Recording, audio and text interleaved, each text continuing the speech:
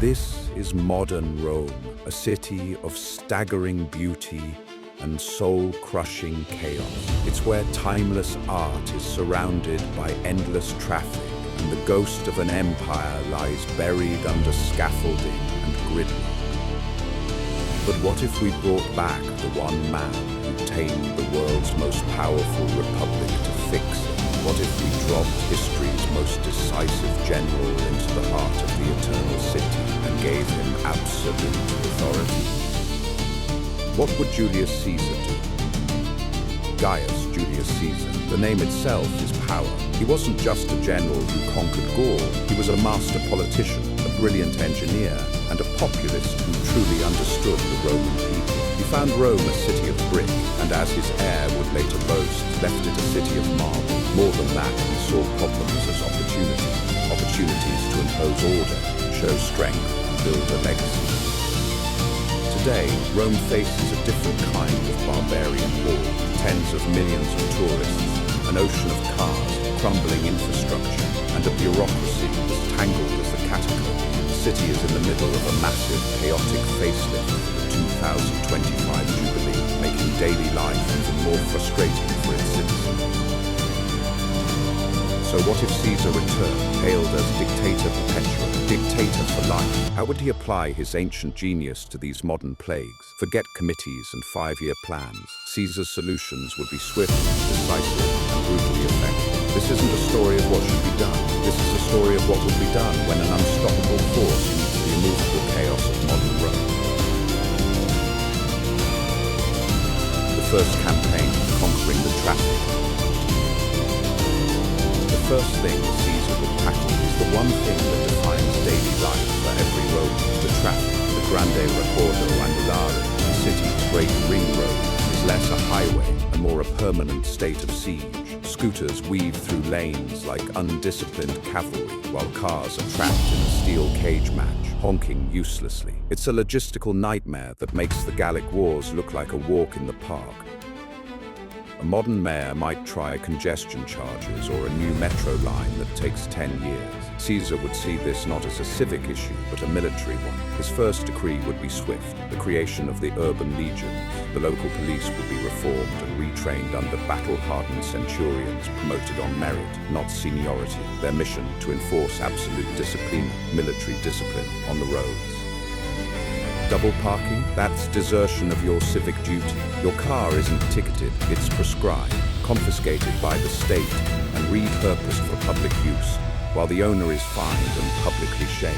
To manage traffic flow, Caesar would use tactics from the battlefield. He'd group cars into cohorts, directed by his new legionaries using colored flags and horns. Intersections would become tactical points, not free-for-all. Traffic would be rerouted in real time, parting to let vital transport through like a legion opening ranks for skirmishers. And those giant tourist buses clogging the city's narrow arteries, he'd see them as foreign invaders. They'd be banned to the outskirts, and their passengers marched into the city center in orderly columns. This isn't about convenience.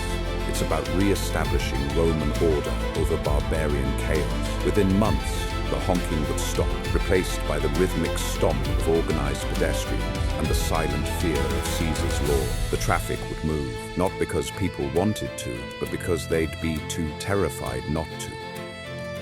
With the streets conquered, Caesar's gaze would fall on the commercial chaos around Rome's most sacred sites.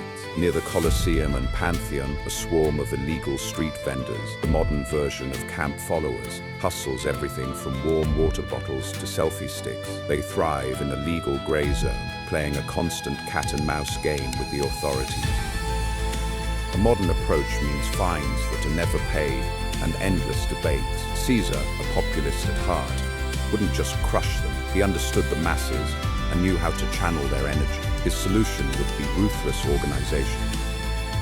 He would order the creation of official merchant guilds or collegia To sell anything in the historic center, you'd have to be a member, and joining wouldn't be easy. You'd have to prove your virtues, that classic Roman blend of excellence, courage, and character. Your products would be inspected for quality, your character vetted. In exchange for a hefty tax paid directly to Caesar's treasury, members would get a license and a designated spot, protected by the urban legions from unsanctioned competition.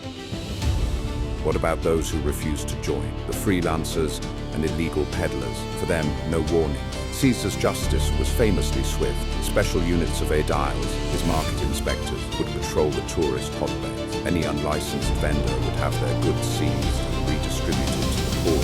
Classic Caesar move, turning law enforcement into public charity and propaganda. The vendor would be banned from the city center, their name put on a public list of those who defy Roman order.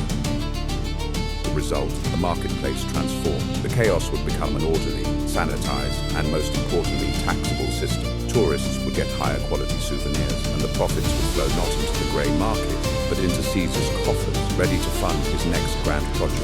He would have turned a nuisance into a revenue stream, all while looking like a champion of quality and the common man. Caesar's methods are brutally effective, but would they work anywhere else?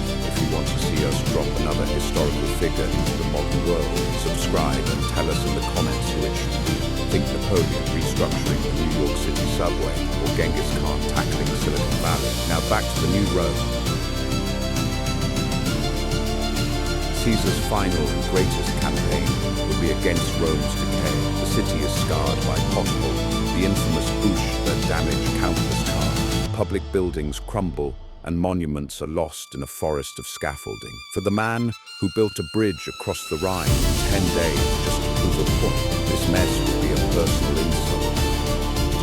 Where modern leaders see budget deficits, Caesar would see an opportunity for a spectacle. He was a master of using public works as propaganda. He wouldn't just fix the city, he'd turn its restoration into a grand statement of his own power.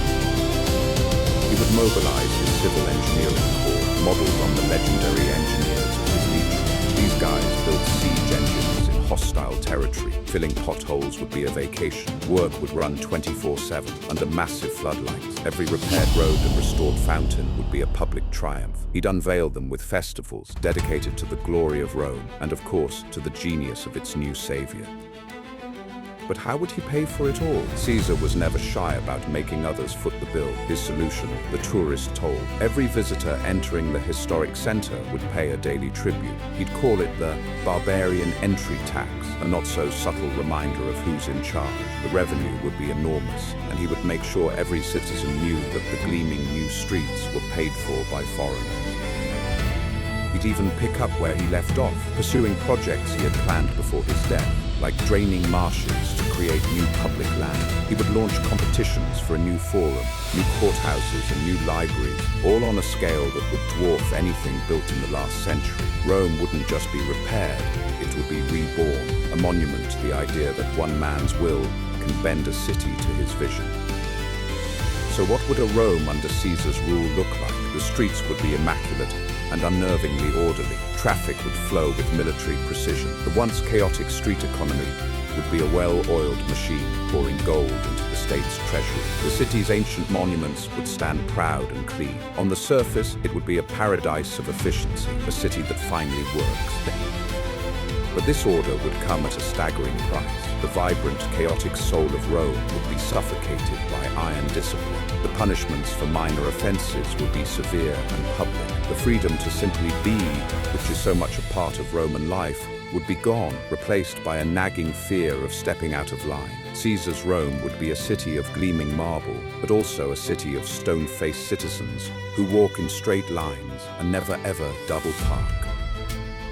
His reforms made him a hero to the masses, but a terror to his enemies. He was a man who believed only his genius could bring prosperity, and he was willing to tear down any tradition in his way. This leaves us with a question that echoes from his time to ours. Is the beautiful, efficient city he would build worth the freedom we'd lose to have it? Is a little chaos the necessary price of liberty?